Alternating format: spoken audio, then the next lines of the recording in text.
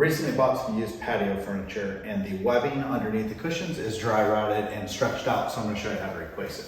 You can see how bad this webbing is. My guess is they take the cushions off in the winter and when the sun's out or it's raining, and it just weathers this stuff really bad. And you can kind of see, you know, it's gonna rip pretty easily. I'm gonna use the webbing you would use to replace a old school lawn chair. And I'm gonna use 1/2 inch, number 8 stainless steel screws. I got both of these on Amazon. I'll put links down in the description for you. To estimate my material, I laid out my estimate of straps using 2 1/4 inches. And then I estimated the length at, 22 inches. And then I knew I needed to wrap this pole, like this. So I knew I needed another 1/2 inch for that. And then I knew I needed to fold it under and screw it in. So I needed about 2 1/4 for that. And I needed that on both sides. So I knew the pieces needed to be 27 1/2 inches. And then using that same logic, I knew I needed 25 1/2 inch pieces for my 20 inch side. So once I knew that, I could take my total number of pieces and multiply it by those inches and then calculate out my 99 feet. And then I also actually calculated out what if I did one more strap just for strength and to use up the material, and it ended up being 121 feet. And so I ordered a 150-foot roll of webbing. And then I knew I needed 2 screws on each piece, so I ordered enough to have at least 110 screws. These are the tools I used for the job.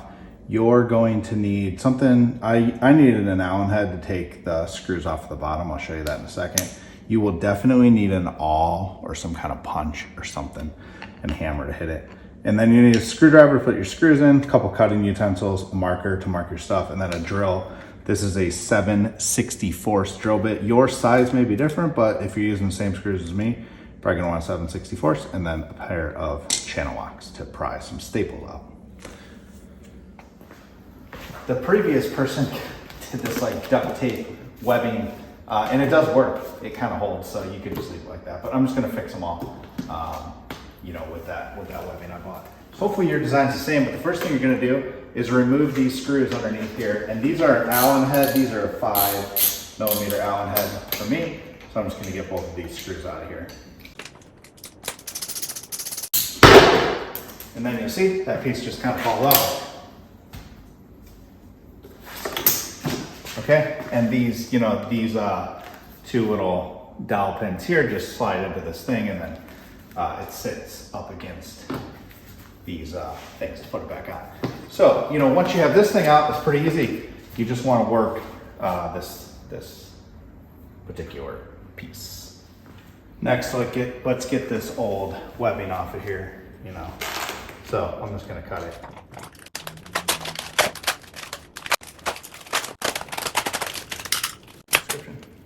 To get this webbing out, I'm using channel locks, and then I'll put a link to both of those in the description. But what you do is just get a real good bite with your channel locks and pry up. Do it again till you rip the webbing off.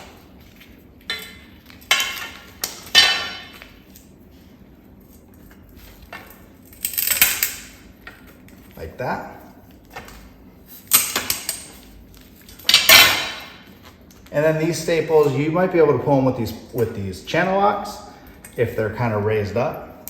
But if they're still kind of far down, buried into the surface, you can get this real pointy awl in here underneath them, and you can kind of break them loose like that and then pop them out. So those are the 2 tools that I have found to work the best for getting these staples out of here.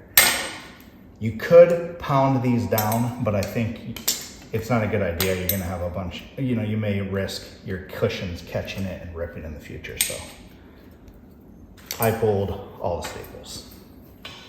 Okay, next, just make sure you know which side's your bottom. For me, there's these rivets for the threaded area for those bolts. So that is the bottom for me. So these go in here, and then those screw in there. And I wrote bottom, and you're gonna put your screws in this side, just so you know which side your webbing is gonna go on. So make sure you know which side your bottom. Okay, now it's gonna be your job to do a little bit of math, but you generally wanna lay out, how many pieces you need. And I've got 19 by 22, and I've kind of laid out how many pieces I'm gonna do. I'm gonna do 5 and 6.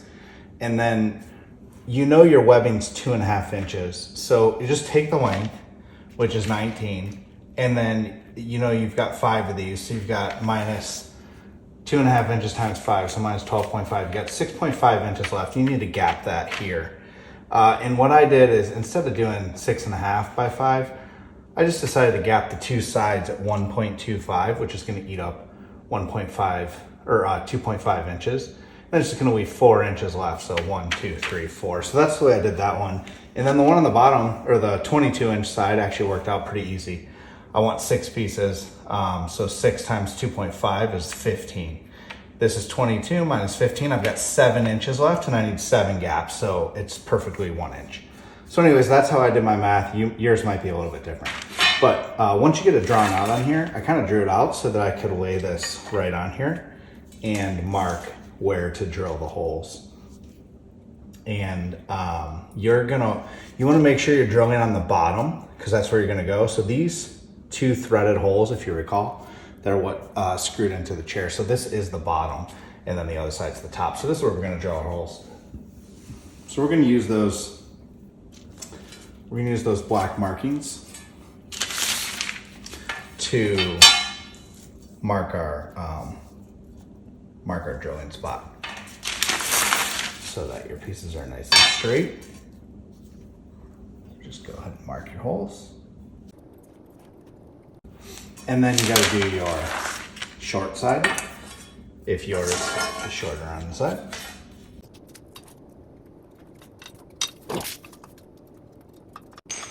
Once those are marked, you're going to want to use a punch, or I'm going to use my awl again.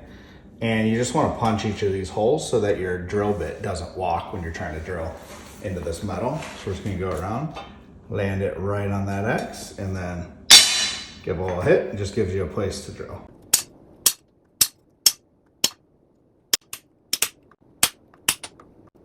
Okay, and then the last thing you have to do is actually drill the holes. I'm using a 7/64 drill bit for this.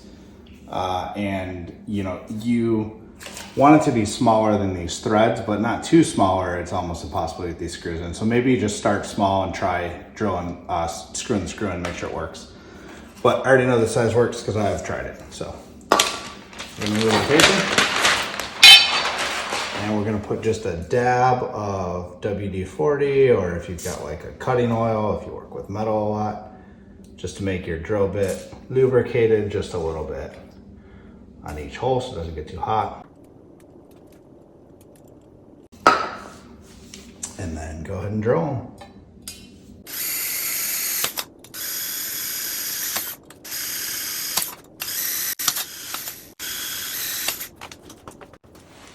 And then I just recommend cleaning up that oil or whatever you used.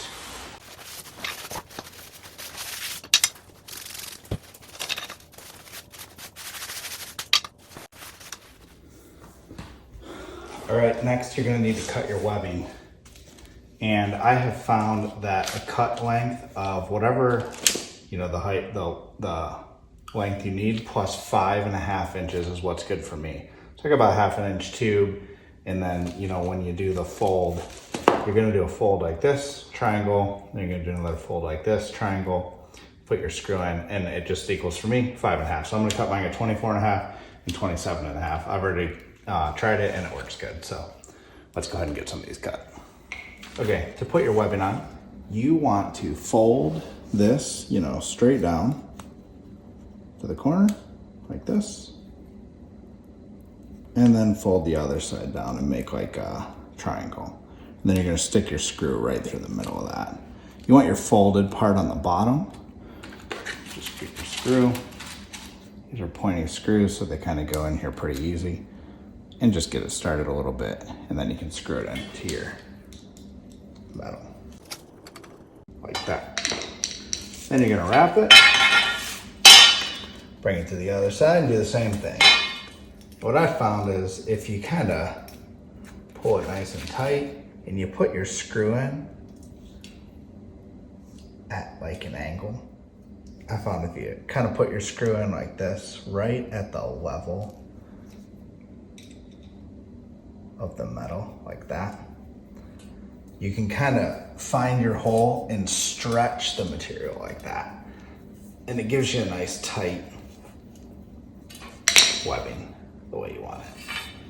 And so that's it. So you just keep putting them on like that, and then I'll show you how to do the weave, the other pieces weave through in a second. As you can probably guess, we do the other direction. You want to weave it in and out and in and out.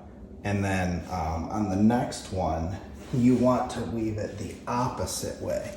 So this one goes kind of over, under, over, under. So this next one's gonna go under, over, like that. You know, you want it to be opposite of each other, kind of to form a web. So anyway, that's how you weave them through, and then you put these on just the same way that you did the sideways ones. And I get them started with a screw gun, but I do use a screwdriver just because they're pretty easy to strip out, I feel like, and I don't want that to happen, so. All right, so I've got all of my pieces attached, and then now we're gonna, you know, weave them like that. And this one's over, this one's under, so this one's gonna be over. And then this one's gonna be under, and you just keep doing it in that pattern until you're done.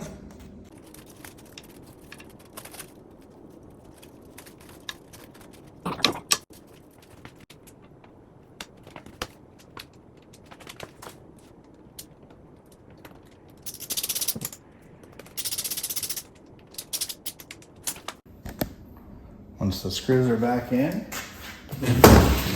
there you go. There's your finished product. And so now, when you put a cushion on it,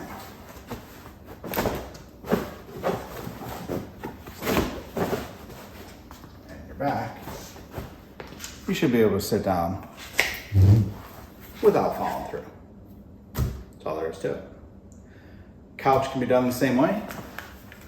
This couch, we're gonna follow basically the same steps to do the couch. And it's got 3 sections, but you know, it's gonna be the same principles. Take this piece off and cut those pieces out, do it. I just wanted to show you the 3 cushion couch setup. So one thing I didn't account for is these crossbars. I just got lucky and my straps landed right in between them, but just make sure you're not right on those. This doesn't give you any trouble getting your straps in there, but yep, this is the 3 cushion couch. We're gonna put it back together and it should hold very well.